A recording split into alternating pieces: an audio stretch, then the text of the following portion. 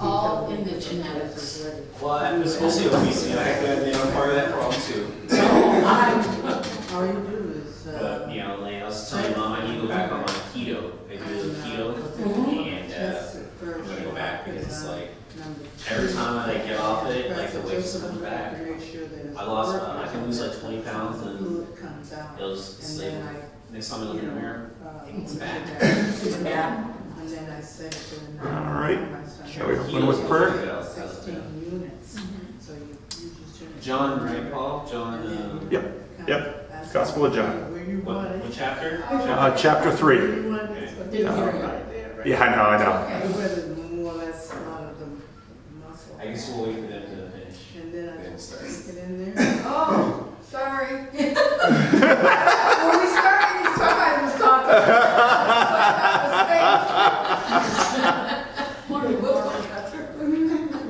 All right, let's open with prayer. Lord, we thank you for this new day, and we thank you for the chance to be together. We ask that you would guide our conversation and give us wisdom and help us to understand the Gospel of John and see Jesus. So hear our prayer in his name. Amen. Okay. John chapter 3. So if you remember last week, we didn't even get past the fact that Nicodemus was a Pharisee. Anybody remember what I suggested in terms of the relationship between politics and religion? They are similar. And in the ancient world, there wasn't much of a distinction, but anybody remember? I made a... You said politics is about the now and then religion is about the forever. That's right. Politics is about the now, and religion is about the always. And Nicodemus is a Pharisee, and we talked about that the Pharisees were a religious, political party, let's call them. Okay? Parties are factions. They have some structure within them. And the first verse says, now you might notice some of the, let's look at the three different translations. So the NIV says, now there was a Pharisee, we talked about it all last week, a man named Nicodemus, who was a member of the Jewish ruling council. Okay? That's what the NIV says. The New Living Translation says, there was a man named Nicodemus, a Jewish religious leader who was a Pharisee. Okay? And the LEB says, now there was a man of the Pharisees whose name was Nicodemus, a ruler of the Jews. What's the difference between those three verses?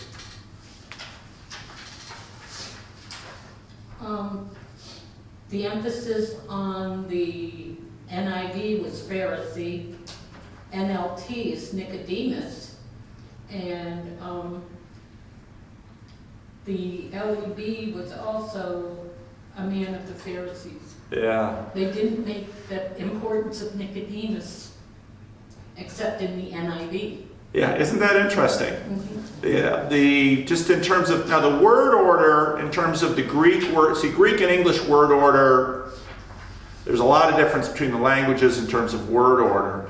But the LEB, as much as possible, tries to follow the word order of the Greek and tries to have sort of word correspondence with the Greek.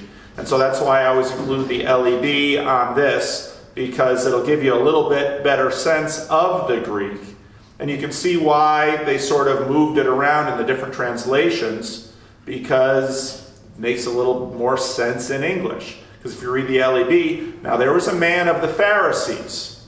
Now notice, a man of the Pharisees. The emphasis there is on the Pharisees, and that leads into the question, well, who are the Pharisees? And if anybody watching on video, because lots more people watch it on video than are actually in the classroom, we talked about the Pharisees last week, and so you can watch that video. But he was a man of the Pharisees, and that really locates him, whose name was Nicodemus. Okay, so now we know his name. Now, in the past, I've talked a little bit about why Gospels name drop. Anybody remember what I've said about that in the past? What? Why Gospels name drop? Gives them credibility. Gives them credibility, because essentially putting someone, because they did, so again, we know that the Gospel of John is out here, then we have Mark, we have Matthew and Luke, and they're both dependent on Mark, and then there's this other source that Matthew and Luke are also dependent on, we believe. But what we notice is that Mark will mention a name that won't be mentioned in Luke or Matthew, and sometimes one of them will mention a name that won't be mentioned in the other Gospels, and the same with John. And so they did a study, a guy, a New Testament scholar, did an extensive study on this, because the question was, you would think if it was mentioned in Mark that Matthew and Luke would bring it forward, but they don't always. And sometimes these mention things that Mark doesn't mention. You say, well, how would they have known the name if not in the source? And John is sort of in this matrix too. And the answer was that in the ancient world, they would list names when the individuals were known to the community they were writing to. And so it's quite likely that either the person is famous, in which everyone would know their name, or the person is local.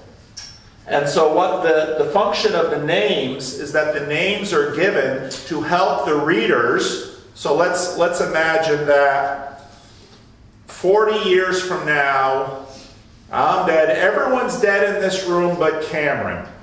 I've just mentioned his name in the video. Okay? And someone's writing an account of this classroom, and they say a number of people were present, including Cameron.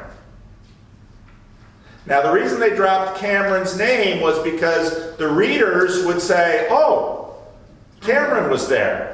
We can validate the testimony by finding Cameron because he's still available to us and he can tell us whether or not this story really happened."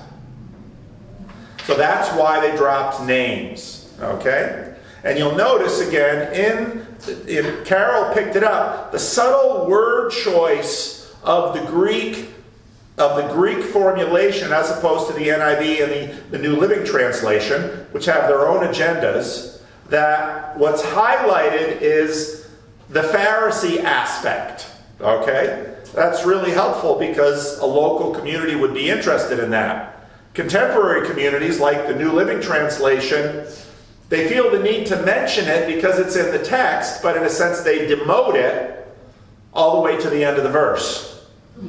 I mean, there's all these subtleties about translations. They're actually very complicated things. Okay, so that's one difference in terms of Nicodemus and the Pharisee. How about Nicodemus's status with the community? How is that described by each of the translations? And what are the different nuances of them? A ruler. Okay. One mentioned a ruler and the other mentioned he was a religious leader. Right. So when it comes to, we spent a lot of time last week talking about politics and religion. And we said politics is about the now, and religion is about the always. And I think that's a really helpful way to figure out the relationship between these two things. Because that's a really complex and subtle relationship that anyone who's paying attention to either will notice, even in our politics today. And it should also help us figure out how to handle them within a communal and institutional life of a church. Part of what I think has happened often is that when religious communities get, in our language, too political, it burns them over the long term. Because politics is always changing.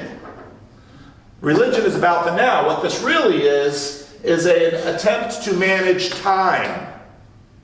And part of the reason that mature religious communities are very sensitive about this is that religious communities are very, think long-term in terms of time, so you don't want to spend too many of your chips in the now when you know you're paying attention to the always.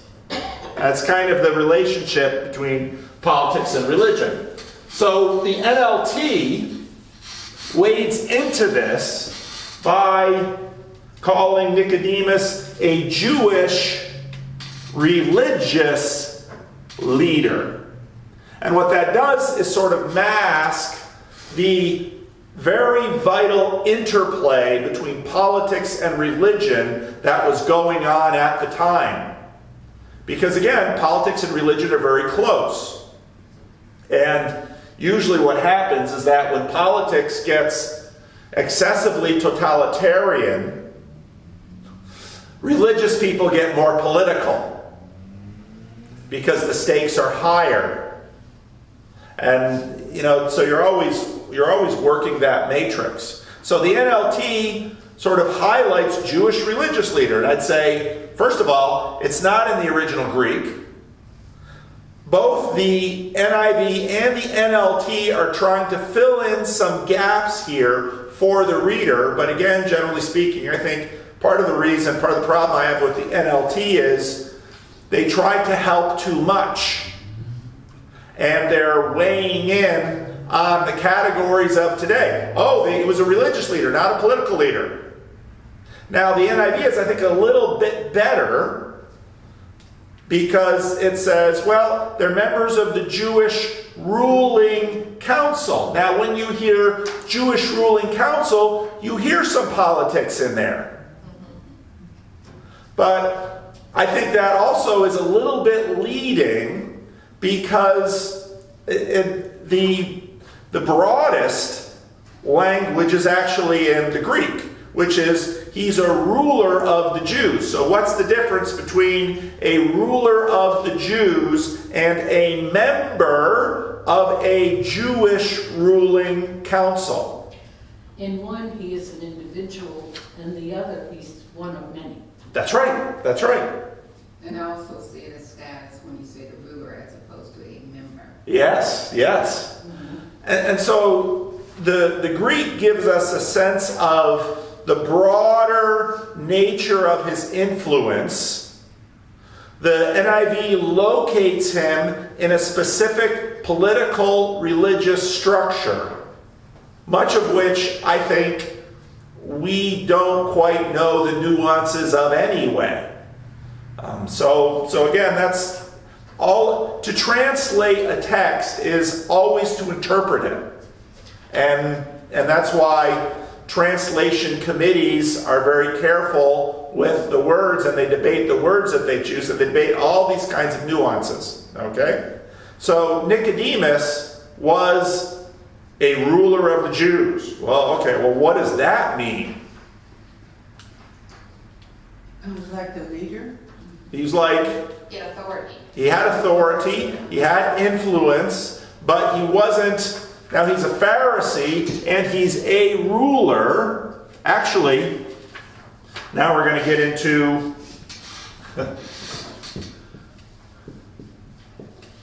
ruler. When you hear this word, what kinds of images come to mind? King. King. And I think that too is a little misleading. Greek is, he's an arche. Now, if we were to say he's an arche, that doesn't communicate to us because it's not our language. But this arche word actually has a lot of connection to many other English words. Have you ever heard of an archangel? That's a ruler of angels. See, basically what we're talking again here is a hierarchy. An archbishop is a ruler of bishops. See, and so, well, He's near the top. he's near the top.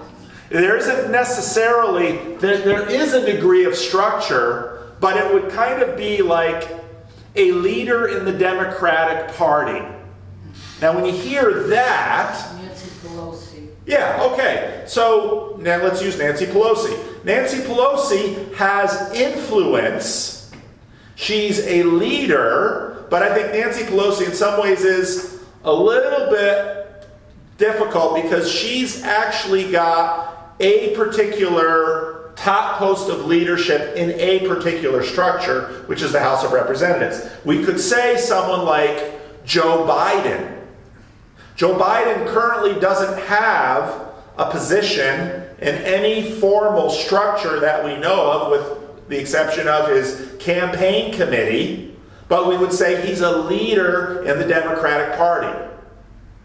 So he's got influence, people listen to him, he's got status, he's got a history, people know him. Okay, so again, we're trying to fill out the vision of Nicodemus to set up this conversation he's about to have with Jesus. All right, we're into verse 2. And it's not going to go a lot faster. Because there's so much in this text. He came to Jesus at night and said, Rabbi, we know that you are a teacher who has come from God, for no one could perform the signs you are doing if God were not with him. Okay, that's the NIV. Let's read the New Living Translation. After dark one evening, he came to speak with Jesus. Rabbi, he said, we all know that God has sent you to teach us. Your miraculous signs are evidence that God is with you. Okay, what do you think of these two translations? Easy to understand.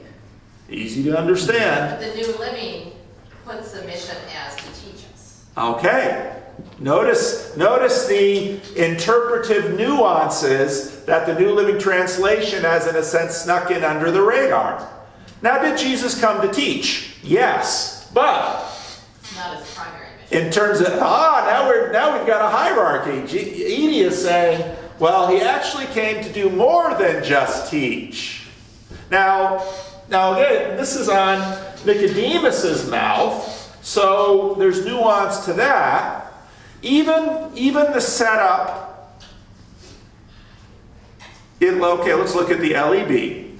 This man came to him at night and said to him, Rabbi, we know that you are a teacher who has come from God. For no one is able to perform these signs that you are performing unless God were with him. Okay. Now what's interesting to me is that in all three verses, God being with someone is a metaphor that continues to be intelligible in America. Because that's a shorthand metaphor, a pretty religious metaphor, and none of the three translations decided to modify it. So just put a marker in that thing. But let's go to the top of the verse. This man came to him at night. He came to Jesus at night. After dark one evening, he came to speak with Jesus. Okay. He emphasized it at night in the first two translations. That's right. The NLT kind of soft. That's right. How often, when someone is meeting with Jesus, does someone bother to tell time? Very often. Usually it's came to him and said. Came to him and said. See, and this is why it's good to slow down and pay attention to the details. And then ask yourself, why is the author including this detail? Night is a detail. And again, the NLT, after dark. Was that he didn't want to be seen? Well, yes. With his status and all that, it's better to come at night where nobody would notice too much. That's exactly right. This is back channel communication. Now, what is back channel communication when you hear about it in the political spectrum? Changing their mind. Well, so last week, Under the radar. that's right. Last week, big news came out that right before 9/11, Donald Trump was going to meet with the Taliban at Camp David. And when that news came out, everyone was just sort of shocked. Why? The timing. The timing. Why else? The people. The people and the location. You know, the fact that there was back channel communication between the United States government and the Taliban. Well, why would we want to talk to the Taliban? So we can get out of Afghanistan. Exactly, so we can get out of Afghanistan. So we can stop. How long has this war been going? When did it start? 18, 17 years. 18 years this war is going. And billions, maybe even trillions of dollars. Okay? The U.S. wants to get out of this war. Why don't we just leave? Because it would be unstable. The Taliban would take over again and be right back where we started. Exactly. So, back channel communication. So we're going to be talking quietly without anybody seeing, so there's no political pressure. And then usually what happens with back channel communication is you negotiate a deal, and then once the deal is made, and this has been a big criticism of Donald Trump's style of leadership, because, for example, no world leader would meet face to face, would offer Kim Jong-un the satisfaction of meeting face to face with him. Then the President of the United States, the most powerful nation in the world, meets face to face with him. And before that, everyone was saying usually with these summits, they wait until a deal has been negotiated and then they reserve all the pageantry of the public meeting for the handshake and the deal to celebrate that they've actually achieved something. Now, anybody can debate if they want the wisdom of Donald Trump changing that practice, but Donald Trump goes and meets with him and has all these words and says all these things about how he's acting a nice guy and shucks, we won't talk about the starving and brutality and totalitarian government of his people. He's someone we can work with. This is the reason you have all of these practices, and these practices aren't just new in the modern era. These practices are built into the way that reputation and political power and being an arche work. Okay, so Nicodemus is a Pharisee, which I've mentioned before in the Jewish political culture live war. You had Essenes who were out in the desert praying that God would nuke the Romans and all the Jews compromising themselves to even live in the same towns where there are Roman soldiers. So they're out in the caves in the desert. Then you have the Zealots who are like, yeah, I'll get close to the Romans and stick a knife in them. So they're practicing the culture war that way. The aristocracy with the Herodians are saying, we're not going to kick the Romans out. We're going to, you got your now and always, we're going to be religious, but we're going to make nice with the Romans. And if we make a few bucks and gain some influence, all the better. So there you have full compromise. Now the Pharisees are moderates. They might not look moderate to us today, but they were fighting a culture war instead of a hot war with the Romans. And they were, complaining about specific religious practices of observance, hand washing, Sabbath observance, all of the kinds of things that we see talked about in the Gospels. Well, why are these things talked about in the Gospels? Probably because the Gospel writers were dealing with people who, here's the thing. One thing we know from the book of Acts, after Jesus' death, resurrection, and ascension, a good number of the people who came over to become Christians were from the party of the Pharisees. They were already set up with their moderating stances, which Jesus is sort of like, because Jesus is also modulating the political and the religious, but in some new ways. So a leader of the Pharisees, in watching Jesus playing out in the world, would say, maybe there's an opportunity for our party here. But, as Lily said, being seen with Jesus out in public would be politically difficult for him because Jesus is very controversial. People are, Donald Trump has always been just an ever-present source of illustrative material. So Donald Trump takes over, and really takes over the Republican Party. One faction of the Republican Party that tended to be more upfront about their criticism of Trump came out of Utah. Who was that? Mormons. Mormons. That's right. Why? Well, see, Because it violates their, Mormons are very religious and they're very, they have moral principles, and Trump is antithetical to that. exactly. Moral lives. I mean, Trump likes to wave the banner of Christianity in America. And if you remember, we talked a little bit about Karl Rove. Trump is not religious. and Karl Rove, he was a political advisor for the George W. Bush administration. We can talk about this now because of now and always. Rove looked at the map and said, if we can capture the white American evangelical vote, we can put George W. in the White House. Now, Karl Rove, in terms of his hierarchy, at the top of his hierarchy was not necessarily the values of Christians in America. Karl Rove, as a political advisor, what was his main job? Getting Republicans in office. Get your man in the White House. And so what happened with George W. Bush was that they played up his connection to Billy Graham and all of these things to gather votes of a political party.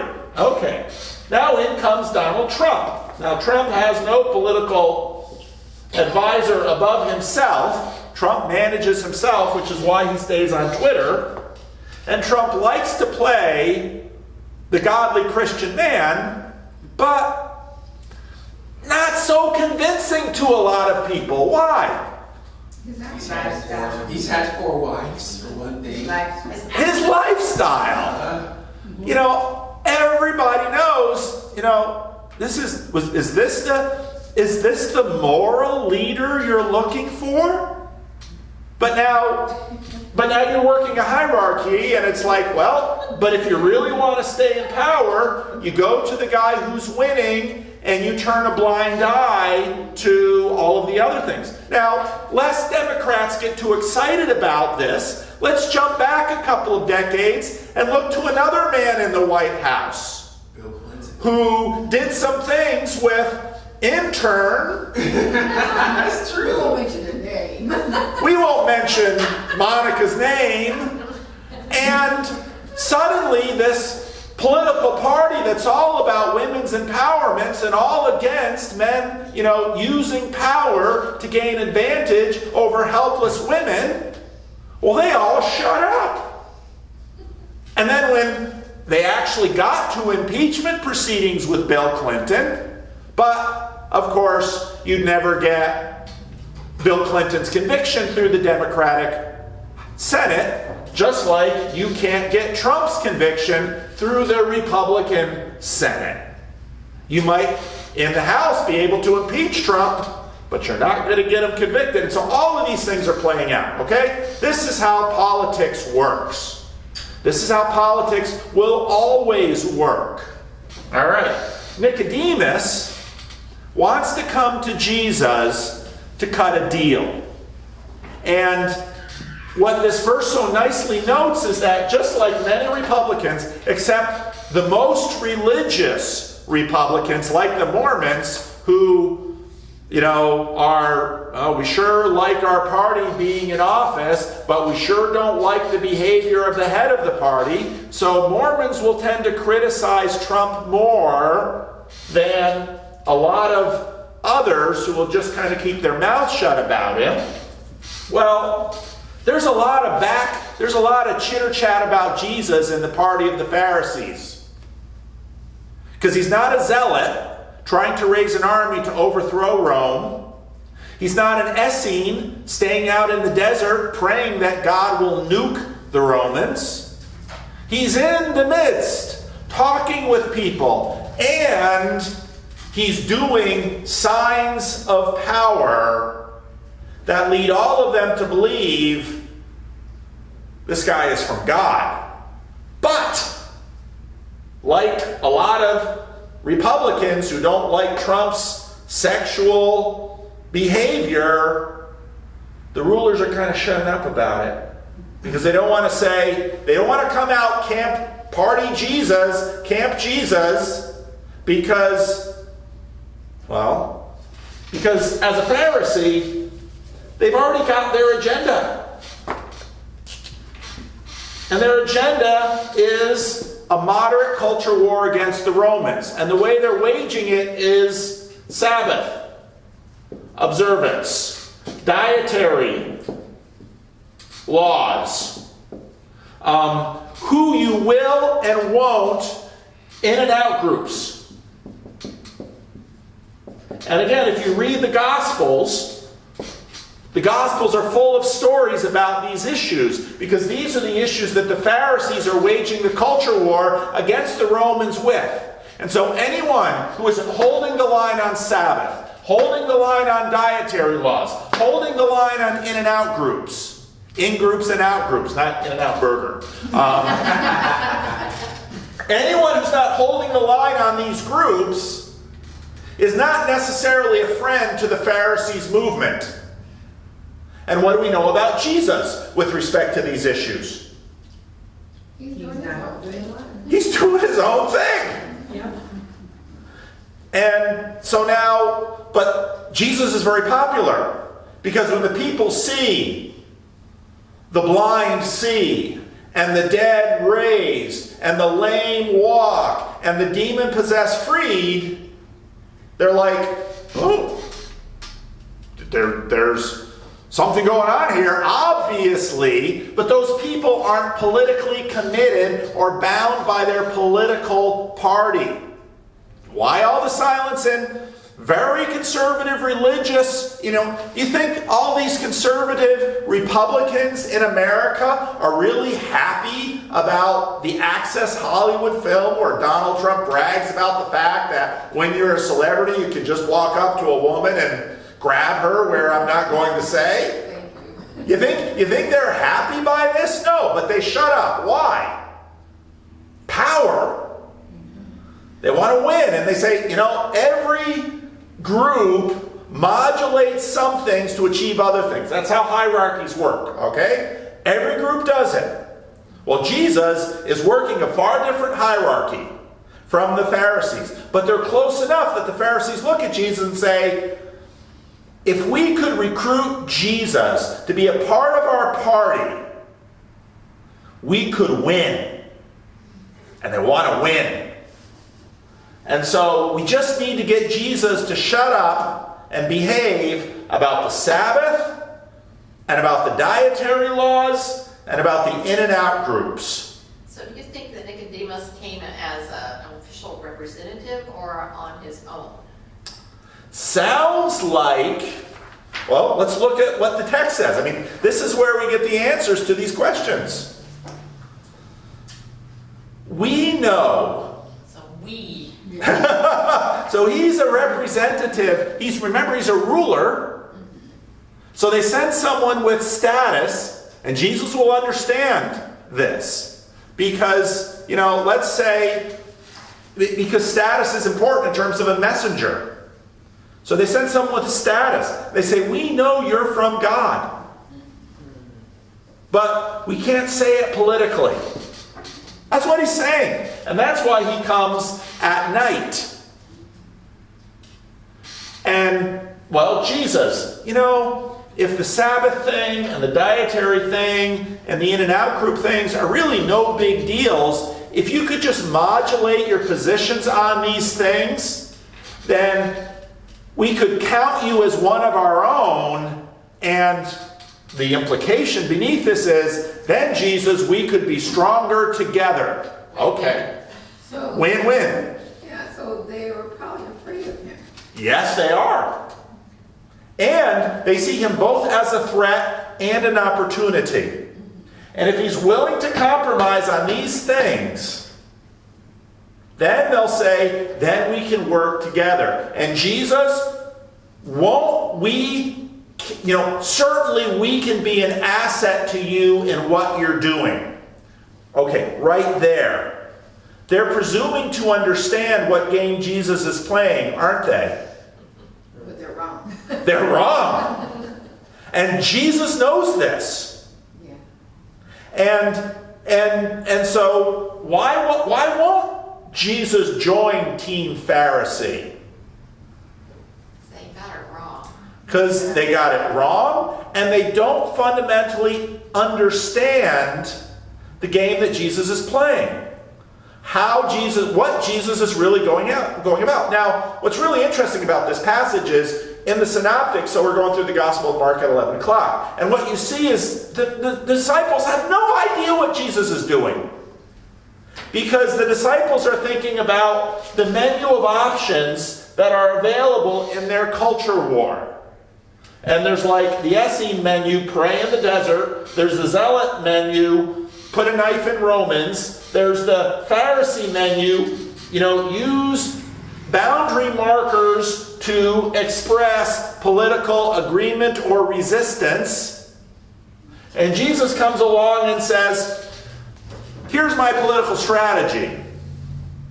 I'm going to march into Jerusalem, be hailed as a leader, and then be killed by the enemy in the way that they always kill political dissidents.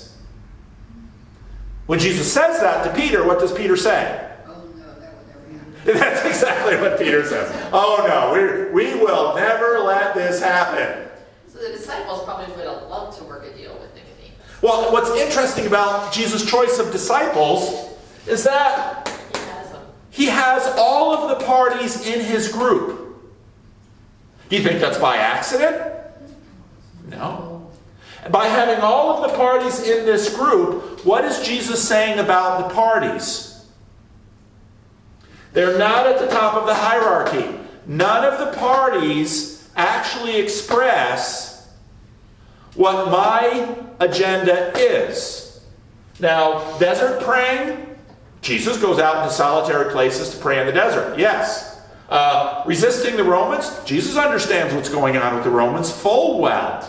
And will intimate it in birds have nests, foxes have dens, but the Son of Man has no place to lay his head. That's a political statement Jesus makes. We don't hear it. We think he's talking about animals. But if we were to say, blue states have morality, red states have freedom, we say, well, that's a very political statement. Why? Because you said blue states and red states. Well, 500 years from now, they might hear those colors and say, why is he talking about color? Because birds have perches. Well, every time the Romans would march into a town, the soldier in the front would have a standard, and on that standard is a perch with a fake eagle on the front. They have nests. Foxes have dens. Well, foxes, who's the fox? Herod. Herod is the fox. Herod's building palaces. Romans are building fort. But the Son of Man, now you have to understand that the Son of Man, if you read Daniel 7, which the Jews would understand, that's a very political / religious statement, but it's a very cryptic one. Because Jesus, when he uses the term Son of Man, he's saying, I'm the eternal king of the world that emerges in Daniel 7 and is given an eternal kingdom. Now, when the Jews hear this, they get really excited. And the Zealots hear it as, we're going to fight the Romans. And the Essenes hear it as, God's going to nuke the Romans. And the Pharisees hear it as, oh boy, he's going to be really pure with respect to this stuff. And Jesus doesn't fit into any of their categories. And so Nicodemus comes to him at night because he wants to try to negotiate a compromise, probably on these issues that Jesus is resisting them on, so that maybe they could come together so Team Pharisee can win their culture war. And Jesus says, nope, not going to do it. But now, as is common here, night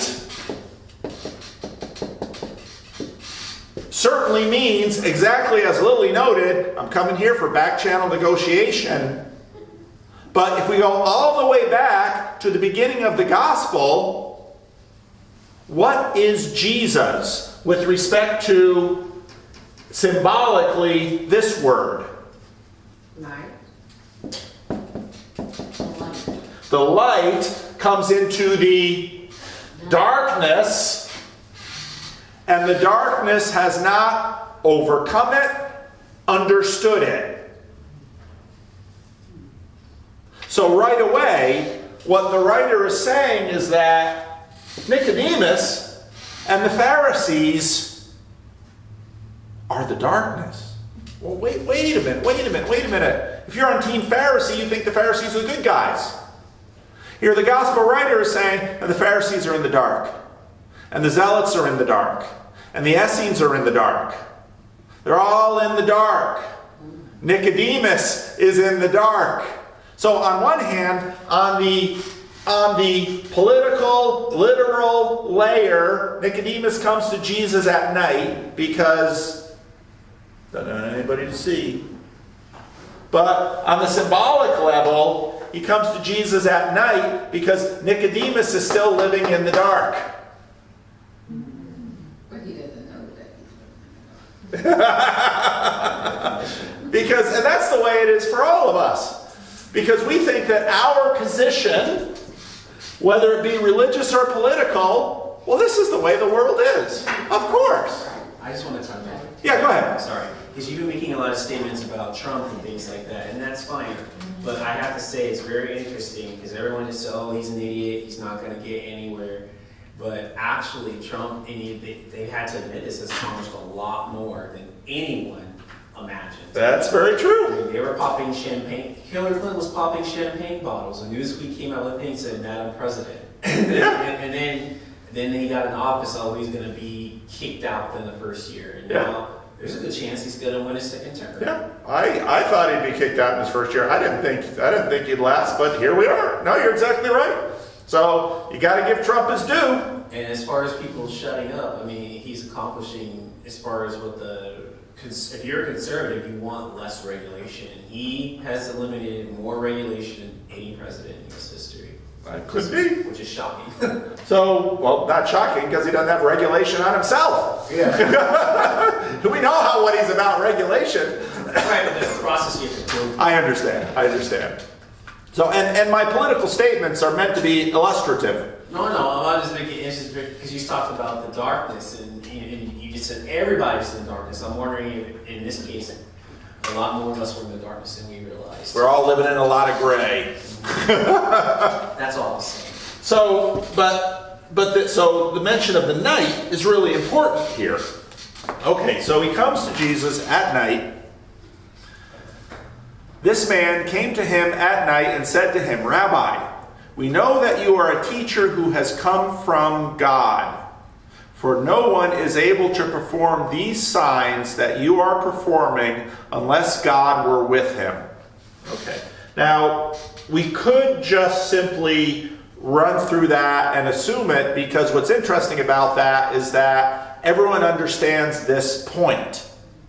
But I don't want to run through this because there's a point within this point that I think is that all of us get naturally, but I think it should be made.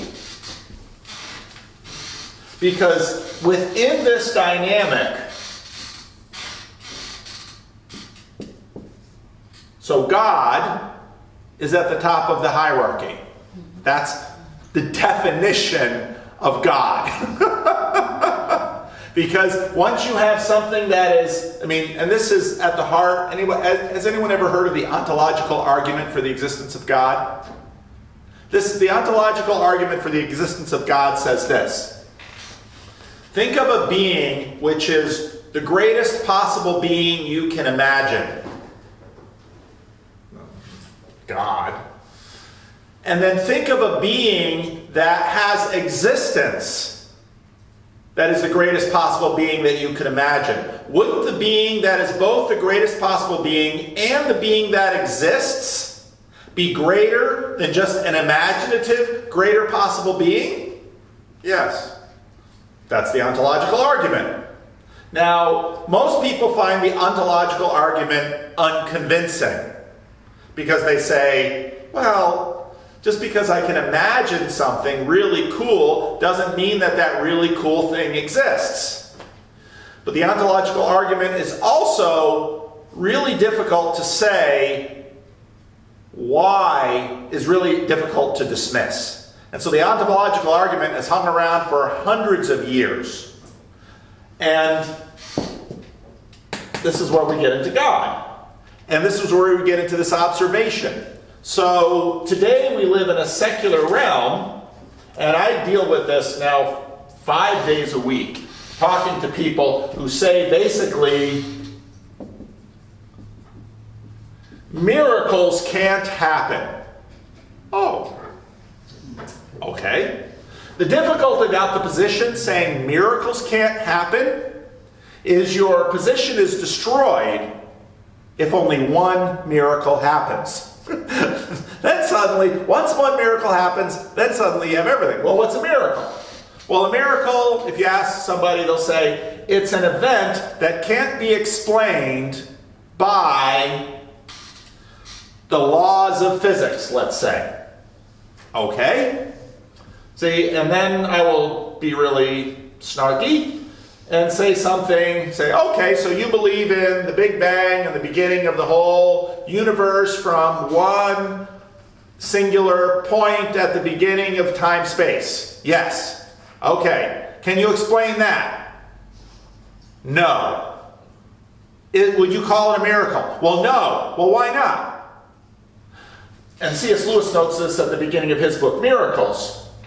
To actually not believe in miracles is to have a presupposition about the nature of reality that nothing happens apart from cause and effect dynamics, that everything has a physical cause. That's your political party. That's your religious party. That's your ontological party. Okay? And so, well, miracles can't happen. Everything is, at least in theory, accountable from laws of physics and a great chain of cause and effect that goes back all the way to the beginning of time. That's what they're saying. Okay. Now, hardly anybody believed this until just a few hundred years ago. And even now, hardly anybody believes this, except in the kind of bubbles that we live in. But let's set that aside. Almost everyone else believes that normally, normal stuff happens. So, you know, the car starts in the morning and rain comes out of the sky, and when you get cancer, you know, you try and fight it, and if the doctor says, can't do anything more, you die, and dead people stay dead, and the age of decay tends to run everything down. Yep, we all know that. And then Jesus comes along, and Jesus starts doing things. Like, if a lame person comes along here and say, well, there's a lame person.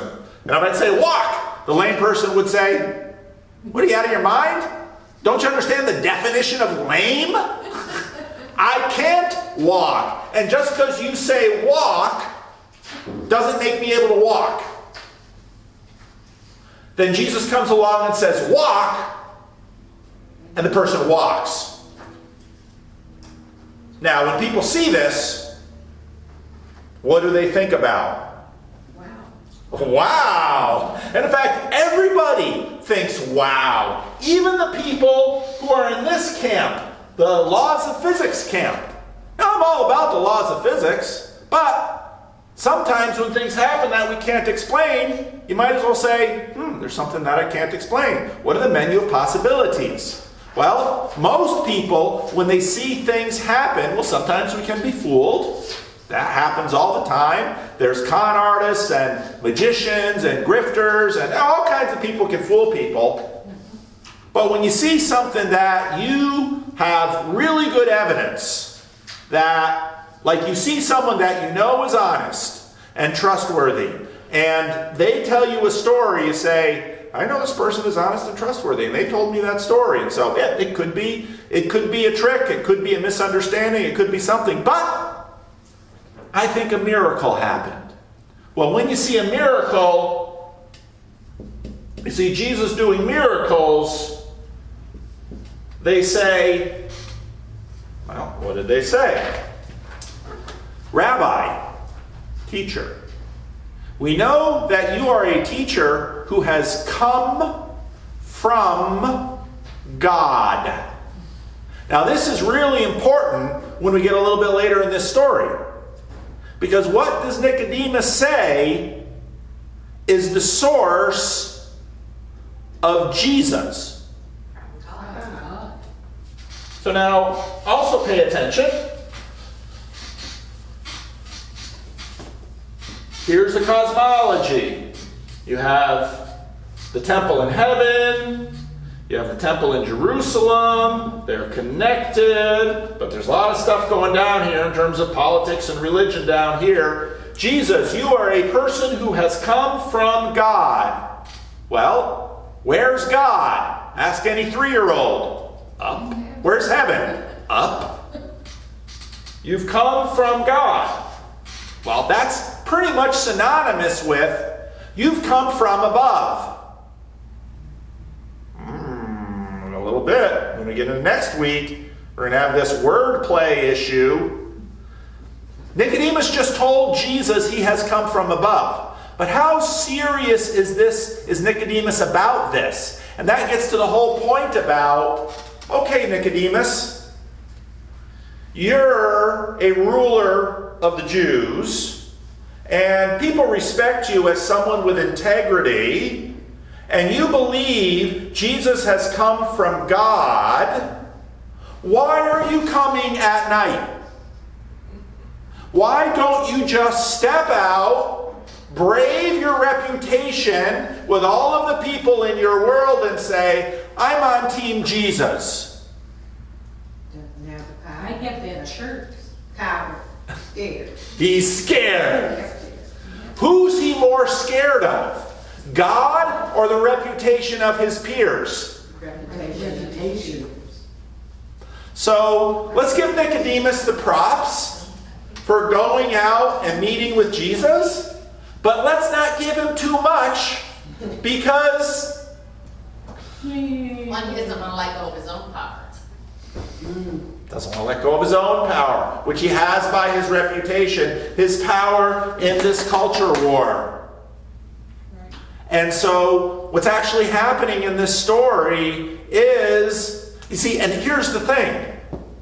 If Jesus were like me, or like many of us, Jesus might be thinking, ooh, wow, Nicodemus has status.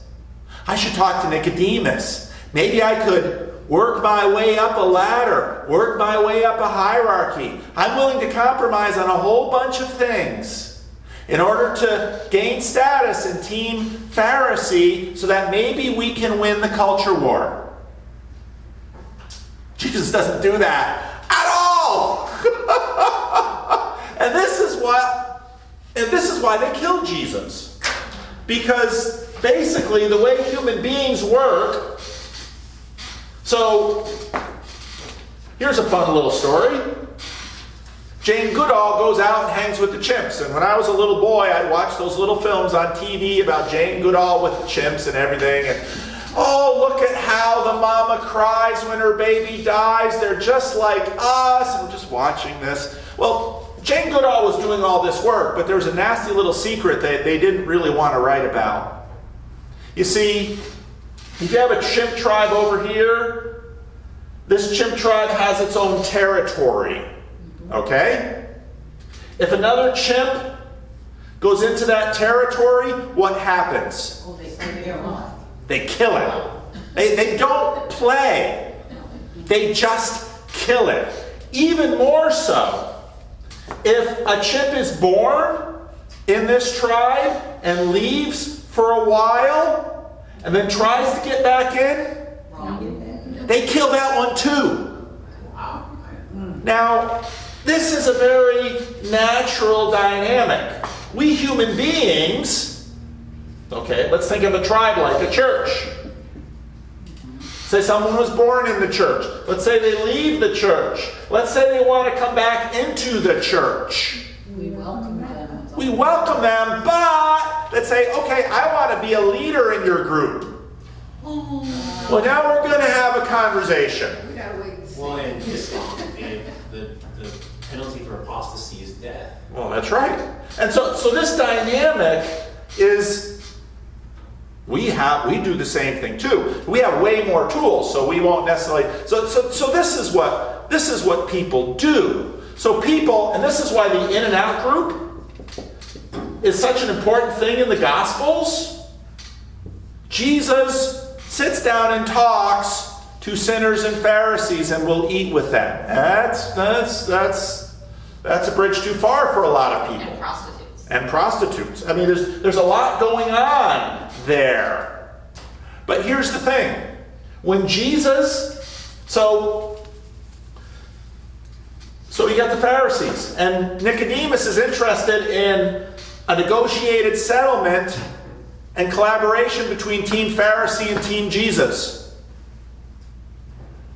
Jesus won't play on anyone else's team. Now, there's a lot of people like that.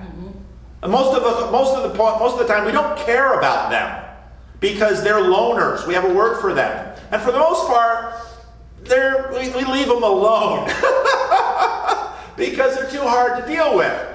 But Jesus could not be ignored because of the powerful signs that he did. And so that caused a problem with all the different factions in their culture war. If Jesus wanted to live, he would have joined a team. And he didn't join a team. And even the little team he had with him, what happens when he's arrested? They abandon him. What? There's no one on Team Jesus. But here's the amazing thing. How many people are on Team Jesus today? A lot. I've got the t-shirt. You've got the t-shirt. I do have the t-shirt. I'll wear it next week. Okay.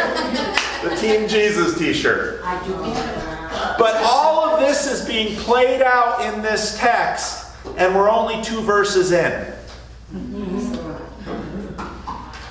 Paul, I just want to mention a little bit about, I've heard this a couple of times on the TV, where this man, he kind of gave up his life, more or less, alcoholic and whatever, and so forth and on. And he would usually, I suppose, come back to his mother's house when he wanted to take a bath and eat a good meal or whatever. And then he'd back out on the street again. But this one time, he came to his mother's house and she went to the door with her cane, opened the door and saw him. She said, "You can't come in." So that put an end to that. So he had to leave. He was no longer welcome at her house. To remind me of one of the Bible stories, but at any rate, the long story is that he made a decision that he had to get himself cleaned up. He went back to school, got his education, and now he's working and teaching young people who are in the prisons and everything. And he's given his life to God, but he's going around, doing good things down instead of, throwing his life away on the streets. Yep. I mean, good story, but how often do we hear these? And like he mentioned, just because you stop and drinking and whatever, it doesn't mean that, you're going to just quit right away. It's hard to quit. Yeah. But if you can kind of not let yourself get involved or stay involved, once you make that decision, you have to continue with that good decision. So it's a lot to it. Yeah. There is. Yeah, it is. Yeah. All right, let's close with prayer. Lord, we thank you for Team Jesus, and we thank you for this story and the artistry of the telling of the story that packs all of this information into just a couple of verses. So help us, Lord, to grow in our understanding of this and to understand how to live it. And give us your peace. In the name of Jesus, amen. Thank you. You're welcome. It's good to have you back.